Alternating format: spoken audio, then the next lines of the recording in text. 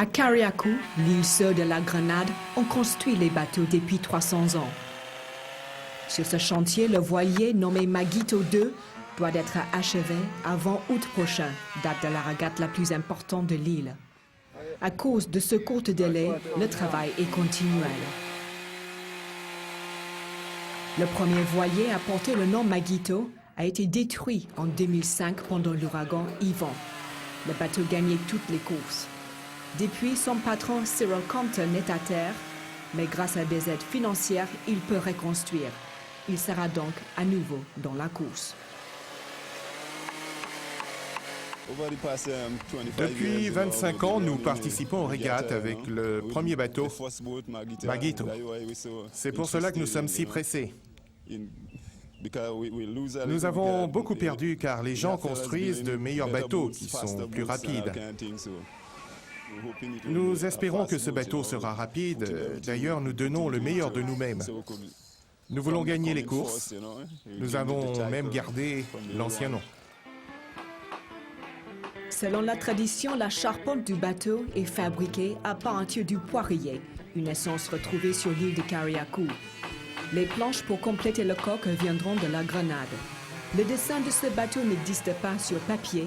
Les connaissances de la construction sont transmises oralement. Seulement cette maquette imaginée par le constructeur indique les dimensions du voilier. Toutes les dimensions sont là. Toutes les lignes sur la maquette indiquent les dimensions et l'emplacement des poutres. Nous avons appris avec les anciens. À l'époque, on n'avait pas d'outils électriques. Tout était fait à la main. On construisait beaucoup de grandes goélettes ici. Et nous avons appris avec eux.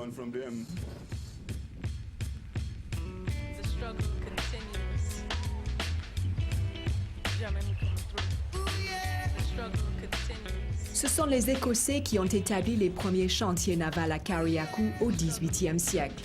À l'époque, l'île vivait de la culture du coton. Ici, à Belvedere, les ruines de cette maison du maître surveillent encore les champs de coton disparus depuis longtemps. Aujourd'hui, Carriacou se tourne vers la mer. La capitale, Hillsborough, est située sur la côte caraïbe de l'île. Toute activité se passe sur la route principale qui mène inévitablement au quai. Quelques vivres, comme ce maïs, sont cultivés sur place, mais la plupart des produits de consommation viennent de la Grenade à 1h30 par bateau. Chaque jour, ce ferry fait 2 rotations. À bord, il y a des habitants et il y a des visiteurs. Il y a aussi des produits frais. La coopérative agricole importe presque 100% des besoins de l'île.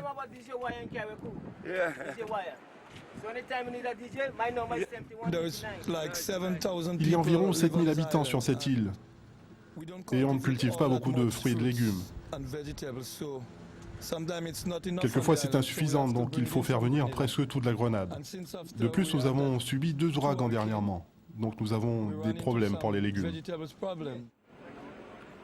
À Carriacou, un nom amérindien qui veut dire « pays des récifs coralliens », les habitants s'appellent les Kayaks.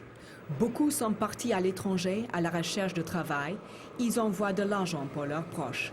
Sur place, il y a la pêche, le métier de taxi-marin et la construction des bateaux.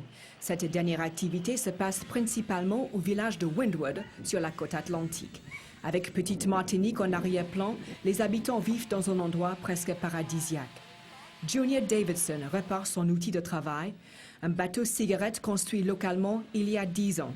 Il a heurté sur un récif, il doit le réparer rapidement car c'est la haute saison, bon pour la pêche aux langoustes et le transport des touristes. Je subviens aux besoins de ma femme et de mon enfant avec ce bateau.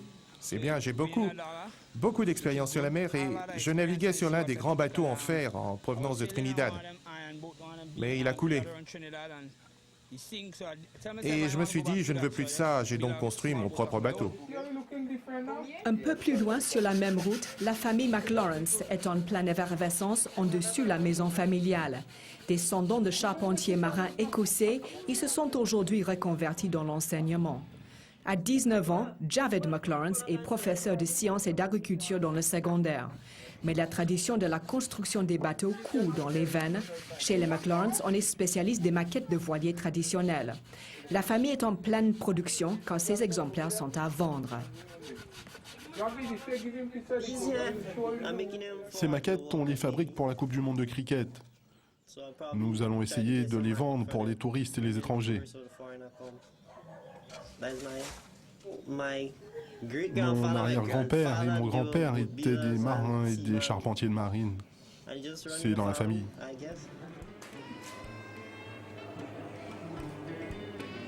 À Windward, le maître charpentier de marine habite ici. À 63 ans, Alwyn Eno a une réputation internationale. Il construit des goélettes de toute taille pour les milliardaires du monde. Et il a plusieurs chantiers en cours.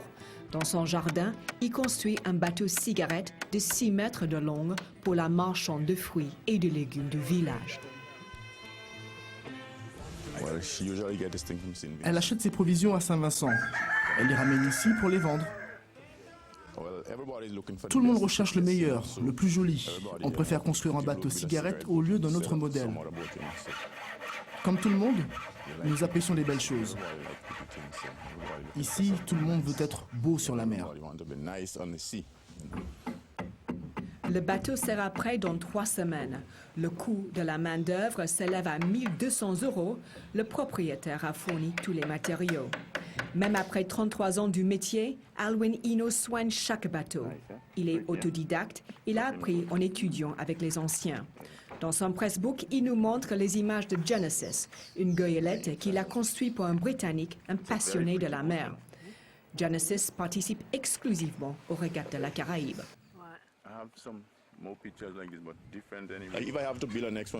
Si demain je construis une goélette, elle doit être encore plus belle. J'essaie tout le temps de m'améliorer. Je ne dors pas bien la nuit, je reste assis, je me couche et je réfléchis sur mon travail du lendemain et comment je vais réaliser les travaux. Il faut que tout soit bien fait. Lorsque j'ai terminé, le résultat doit être beau, magnifique. C'est comme ça que je fonctionne.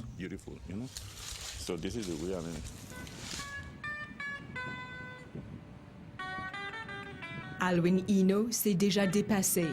La sœur de Genesis attend des finitions sur un chantier au bord de la mer. Selon Alwyn, ce voilier sera le plus beau parmi les dizaines qu'il a déjà construits. De plus, sa plus grande commande vient de tomber, une goélette de 36 mètres de long avec 2 mâts. Une commande qui vaut 143 000 €. C'est un événement historique pour Alwyn Eno. Le bateau sera l'apothéose de sa carrière de charpentier de marine.